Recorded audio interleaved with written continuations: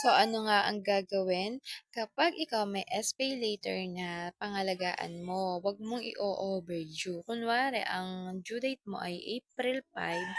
So, April 4 pa lang, mga ka-idol, bayaran mo na. Kasi baka mamaya makalimutan mo na due date mo pala sa April 5, di wala na. Di ka na pauutangin ni SPay later. So, ang masiste nun, syempre, bababa yung iyong score. Kaya yung marereto ko sa inyo, kung uutang kayo sa inyong SPay later, galingan nyo pagbabayad. Huwag nyo i-overdue. And then, kasi alam nyo mga kaito, sabi ko nga sa inyo, kapag ka maganda ang record nyo, mabibigyan kayo ng extra limit. So, ano ba yung extra limit? Diba na-discuss ko na nga na ang extra limit ay pang-utang din ng mga gadget. So, gadget pa lang yung pwede nyo utangin. And then, dito naman sa ating SPay later, meron din pwede kang umutang ng mga pinapautang ni Orange Basket. Kagaya ng cellphone, laptop, kahit ano, or washing dryer, basta pasok dun sa binigay sa'yo. So, ito mga ka-idol, 5,000 pa lang ang aking extra limit, ang aking SPay later, at yun na nga, Santa Say nga, nasira na nga, at ang aking S-loan ay nagkakahalaga ng 16K. So, ganun,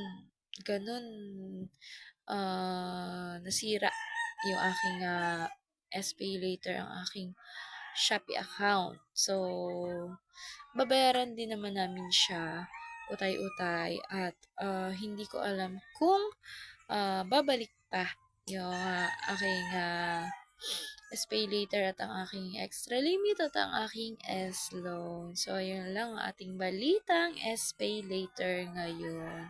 Kung ako sa'yo, wag mo nang i-cash out yung SPay later mo. Gamitin mo na lang ng gamitin, iutang mo na lang ng iutang para tumaas yung iyong credit sa SPay later. At kapag maganda ang record mo, edi maraming opportunity or maraming mga magagandang ibibigay sa'yo si SPay, si Orange Basket.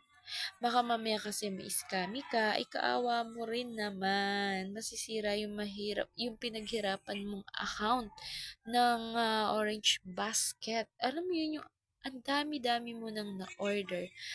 Tapos, dahil lang sa kagustuhan mo na ma-cash out yan, ay nasira ka pa. Kaya kung ako sa'yo, ha? Iutang mo na lang yan, at pag na-operan ka ng S-loan, yun talaga ang pwedeng i-cash out automatically.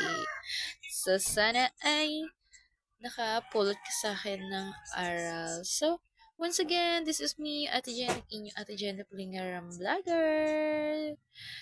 Kung hindi ka pa nakapollow, follow mo naman ako para naman updated ka sa mga video-videohan ng inyong ate. So, ayun lang. Thank you for watching.